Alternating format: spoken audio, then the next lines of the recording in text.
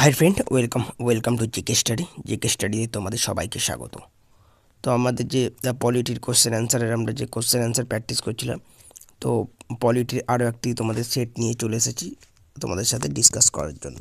তো পলিটি আমাদের যে জিকে স্টাডি প্লে লিস্টে চলে যাও, সেখানে প্রত্যেক সাবজেক্টের ঠিক আছে প্র্যাকটিস সেট এবং টপিক ওয়াইজ কিন্তু প্লে লিস্ট করা আছে। সেখানে তোমরা চলে যাও, গিয়ে সেখান থেকে তোমরা প্লে লিস্টগুলো ভালো করে দেখো এবং অবশ্যই চ্যানেলটাকে শেয়ার ও সাবস্ক্রাইব করে দিও। ঠিক আছে, চলো আজকের প্রথম কোশ্চেনে আমরা স্টার্ট করি। ভারতের সংবিধানের প্রস্তাবনায় ধর্মনিরপেক্ষ শব্দটি যুক্ত হয়েছে কত সালে? তাহলে ভারতের যখন সংবিধান হয়, ঠিক আছে, তখন কিন্তু ধর্মনিরপেক্ষ শব্দটা ভারতের সংবিধানে ছিল না। এটা পরবর্তীকালে ভারতের সংবিধানে যুক্ত করা হয়েছে। তো ভারতের সংবিধানে এই ধর্মনিরপেক্ষ কথাটি যুক্ত করা হয়েছে 1976 সালে। তাহলে ভারতের সংবিধানে ধর্মনিরপেক্ষ কথাটি কত সালে যুক্ত করা হয়েছে? 1976 সালে। ঠিক আছে, তারপরে দেখো, দেশ বিভাগের ফলে গণপরিষদে মুসলিম লীগের সদস্য কত ছিল?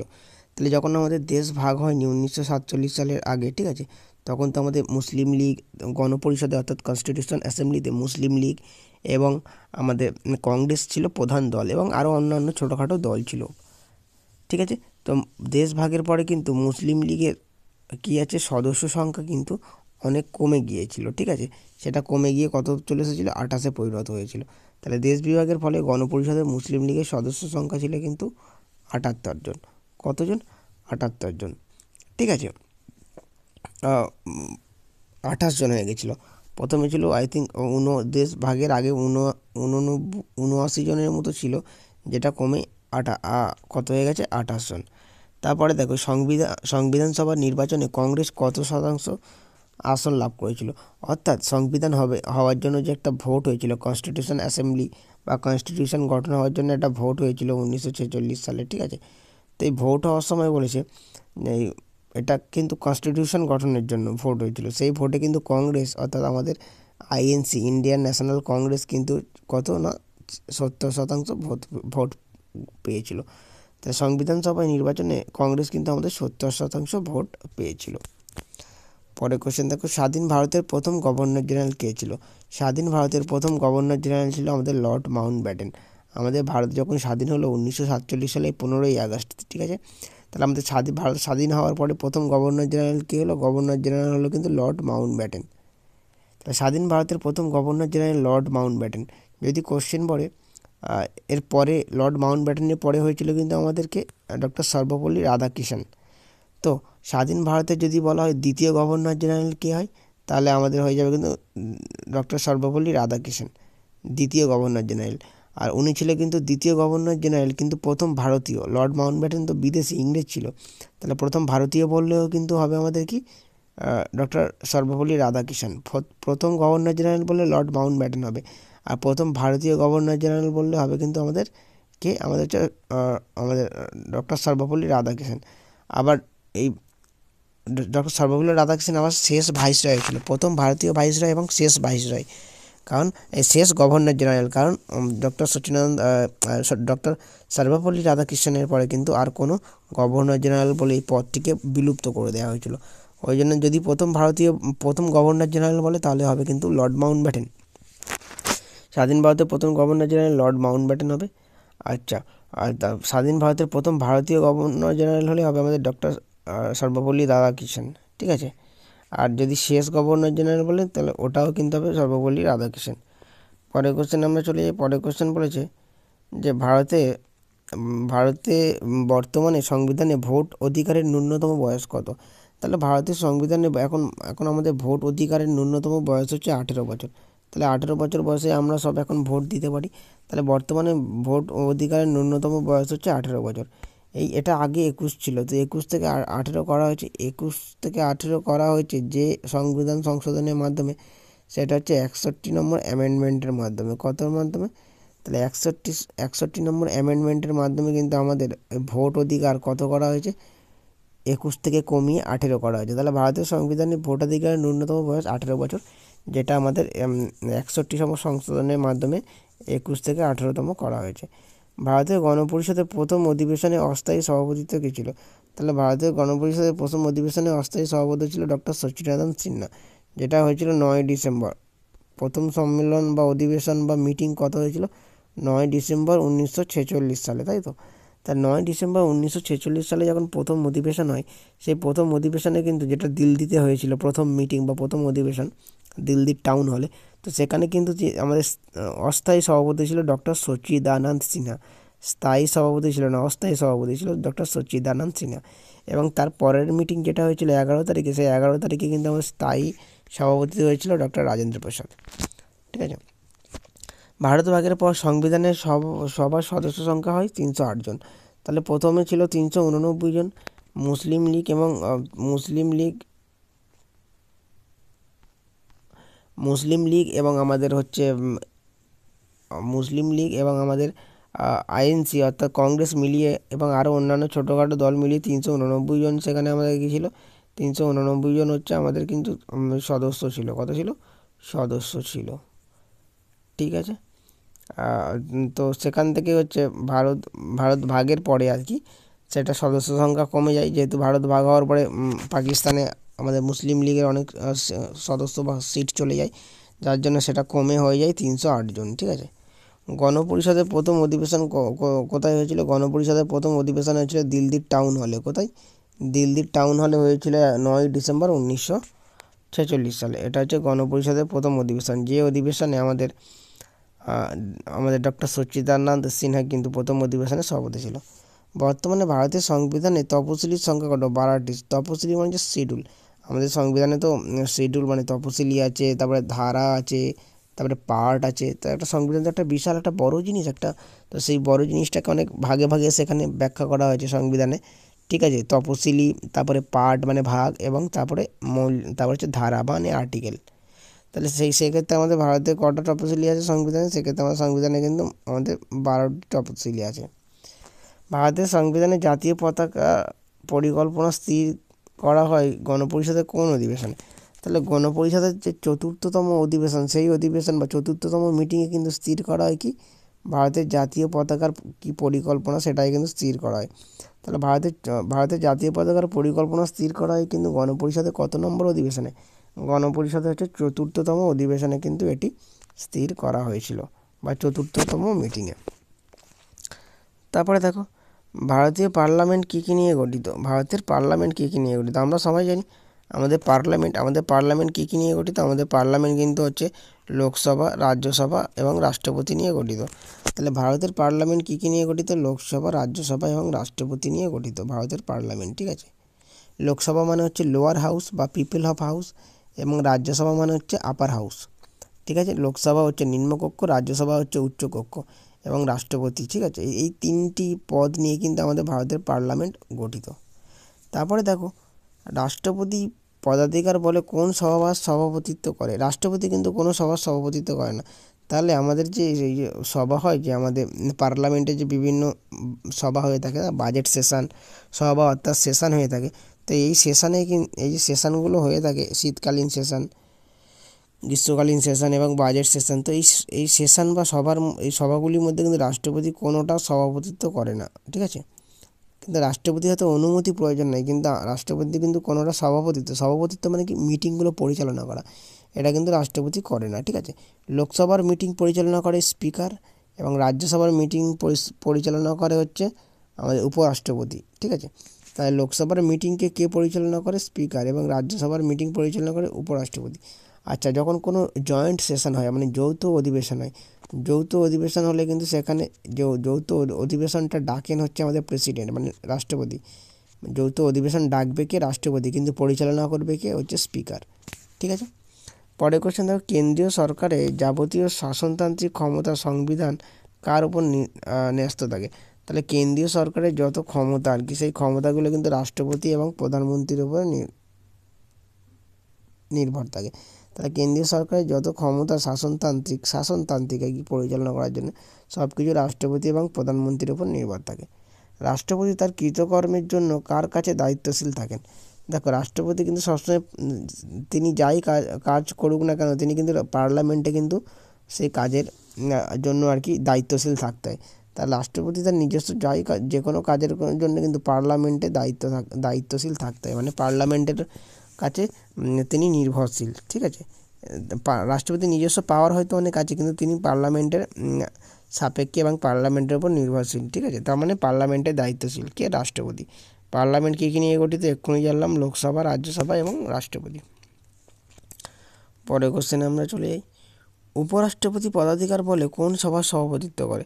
আমি তোমাদের বললাম লোকসভার সভাপতিত্ব করে স্পিকার, এবং আমাদের হচ্ছে রাজ্যসভার সভাপতিত্ব করে কিন্তু আমাদের হচ্ছে কি উপরাষ্ট্রপতি।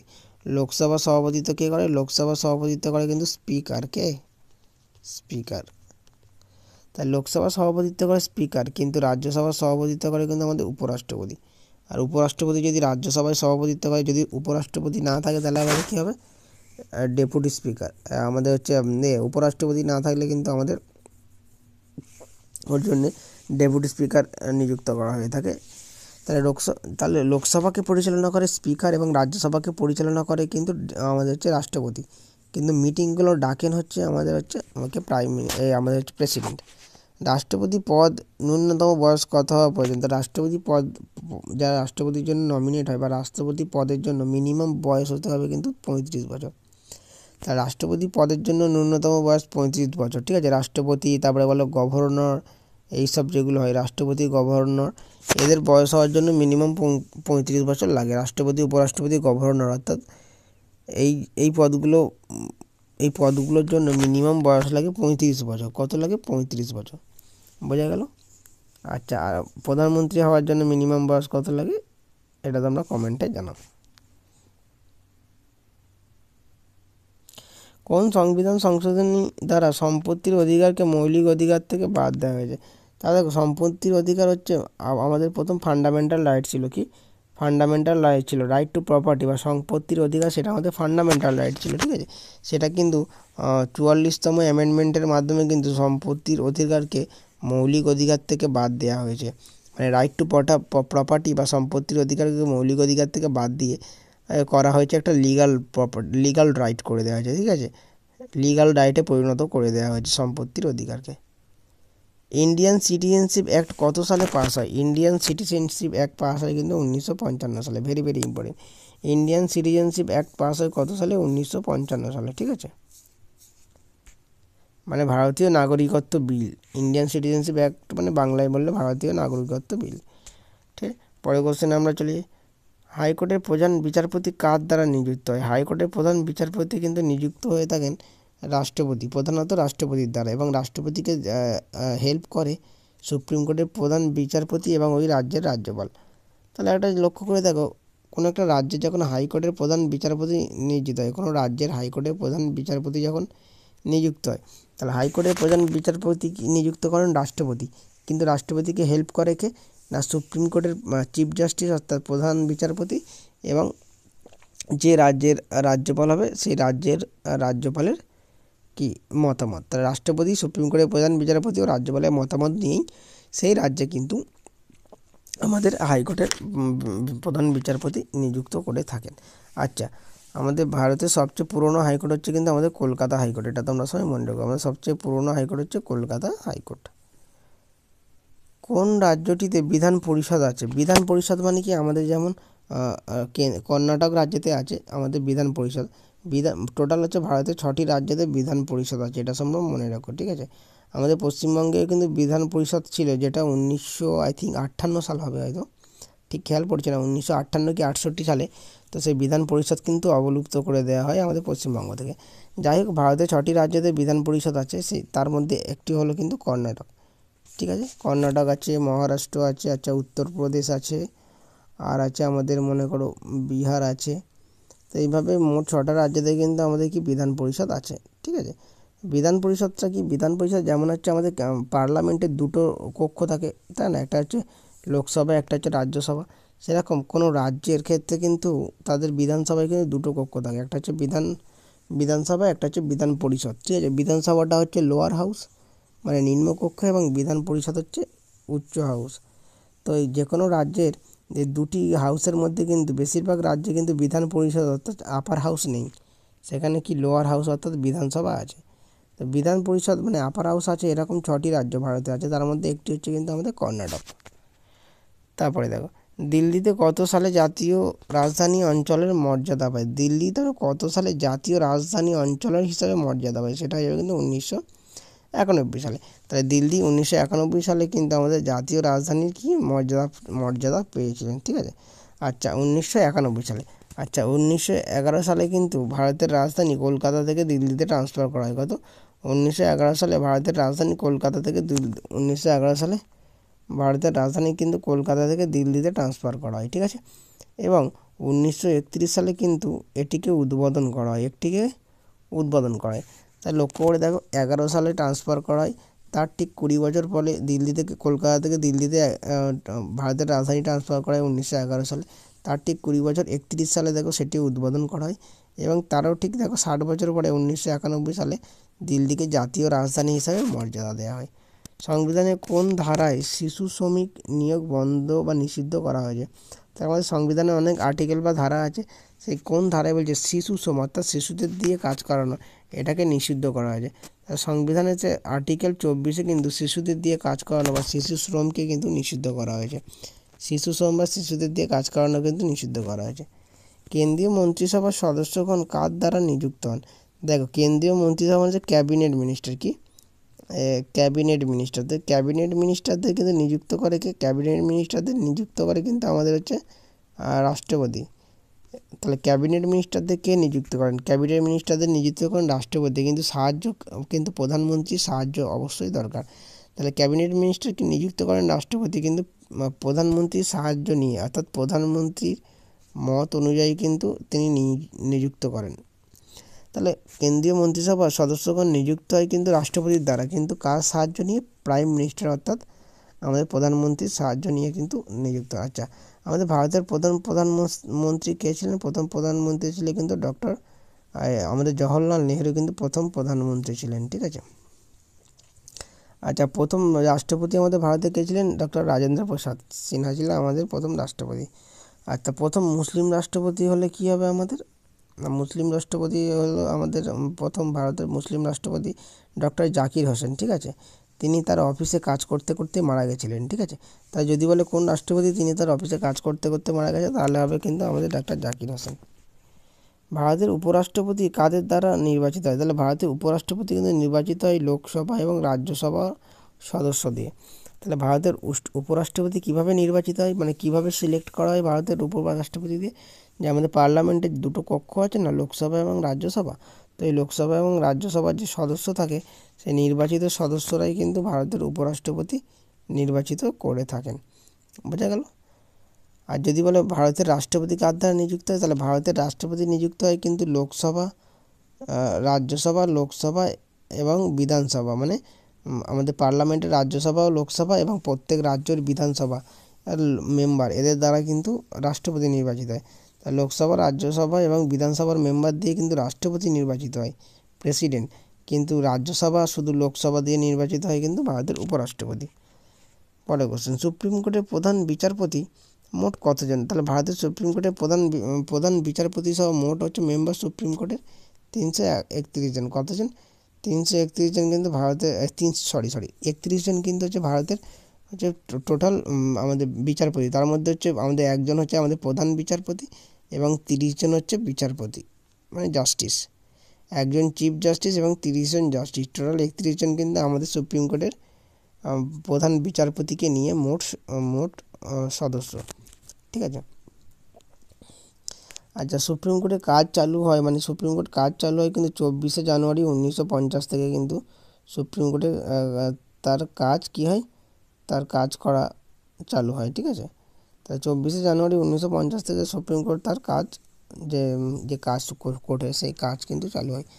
আচ্ছা ভারতের কিন্তু সবচেয়ে ওল্ডেস্ট যদি আমাদের বলি কোর্ট, সেটা হচ্ছে আমাদের কিন্তু কলকাতা হাইকোর্ট। পরের কোশ্চেন দেখো, পরের কোশ্চেন বলছে যে সংবিধানে অনুযায়ী লোকসভায় সর্বোচ্চ কতটি আসন আছে? দেখো আমাদের তো পার্লামেন্টে দুটো হাউস, একটা হচ্ছে লোয়ার কক্ষকে বলি আমরা লোকসভা, এবং আপার কক্ষকে বলি আমরা কি, উচ্চ কক্ষকে বলি আমাদের হচ্ছে রাজ্যসভা। লোকসভায় সবথেকে ম্যাক্সিমাম সিট হচ্ছে 550টা। কটি? 550টা হচ্ছে সবচেয়ে ম্যাক্সিমাম সিট, প্রত্যেক রাজ্য থেকে মিলিয়ে মোট লোকসভার সিট হচ্ছে 550টা, ঠিক আছে। তার মধ্যে আমাদের হচ্ছে তার মধ্যে সবচেয়ে বেশি সিট আছে কিন্তু আমাদের উত্তরপ্রদেশ থেকে, কারণ উত্তরপ্রদেশ তো আমাদের বড় রাজ্য, তো উত্তরপ্রদেশ থেকে প্রায় 80টি সিট আছে। কটি সিট আছে লোকসভাতে? উত্তরপ্রদেশ থেকে প্রায় 80টি সিট আছে, ঠিক আছে। আচ্ছা, বর্তমানে রাজ্যসভায় মোট সদস্য সংখ্যা কত? দেখো, উচ্চ কক্ষকে বলি রাজ্যসভা এবং নিম্ন কক্ষকে বলি লোকসভা। তাহলে নিম্ন কক্ষ অর্থাৎ লোকসভাতে 550টা সিট, কিন্তু উচ্চ কক্ষ অর্থাৎ রাজ্যসভায় কিন্তু কটি সিট আছে? 245টি সিট আছে। তাই রাজ্যসভায় 245টি এবং লোকসভায় কিন্তু হচ্ছে কি আমাদের সিট কটা আছে? সিট আছে কিন্তু 550টি। তার মধ্যে ইউপি থেকে আছে কিন্তু 80টি। ইউপি থেকে লোকসভার সিট কটা আছে? ইউপি যেহেতু একটা বড় রাজ্য, তাহলে ইউপি থেকে লোকসভার সিট আছে কিন্তু 80টি, ঠিক আছে। তো আমাদের ভারতের মধ্যে সবচেয়ে বেশি লোকসভার সিট আছে কিন্তু ইউপিতে অর্থাৎ উত্তরপ্রদেশে, প্রায় 80টি সিট আছে, ঠিক আছে। কারণ উত্তরপ্রদেশ তো অনেক বড় স্টেট এবং জনসংখ্যাও বেশি, জনসংখ্যা সবচেয়ে বেশি উত্তরপ্রদেশে, তো ওই জন্য কিন্তু এখানে কী হচ্ছে, এখানে সিটও বেশি। আচ্ছা, আমাদের ওয়েস্ট বেঙ্গল অর্থাৎ পশ্চিমবাংলা থেকে কিন্তু আমাদের কটি সিট আছে? পশ্চিমবাংলা অর্থাৎ ওয়েস্ট বেঙ্গল থেকে কিন্তু আমাদের লোকসভাতে সিট আছে মোটামুটি 42টা। কটা? 42টা। এবং রাজ্যসভাতে সিট আছে কটা? রাজ্যসভাতে সিট আছে 16টা। তাহলে ওয়েস্ট বেঙ্গলের লোকসভাতে সিট আছে 42টা এবং রাজ্যসভাতে সিট আছে কটা? রাজ্যসভাতে সিট আছে কিন্তু 16টা, ঠিক আছে। এবং আমাদের পশ্চিমবাংলার নিজস্ব বিধানসভায় সিট হচ্ছে 294টা, মানে নিজের রাজ্যে যে বিধানসভার ভোট হয় সেই বিধানসভার ভোটের সিট হচ্ছে 294টা, ঠিক আছে। আর 294টা বিধানসভা, কিন্তু লোকসভাতে হচ্ছে 42টা এবং রাজ্যসভাতে 16টা। সবচেয়ে বেশি লোকসভার সিট আছে কিন্তু আমাদের উত্তরপ্রদেশ, সবচেয়ে বেশি রাজ্যসভার সিটও কিন্তু উত্তরপ্রদেশে আছে। তো এই ছিল আমাদের আজকের কোশ্চেন অ্যান্সারের একটি সেট, তোমাদের সাথে আলোচনা করলাম। অবশ্যই যদি কোশ্চেন অ্যান্সারটি ভালো লাগে চ্যানেলটাকে শেয়ার ও সাবস্ক্রাইব করে দিও। দেখা হচ্ছে নেক্সট ক্লাসে।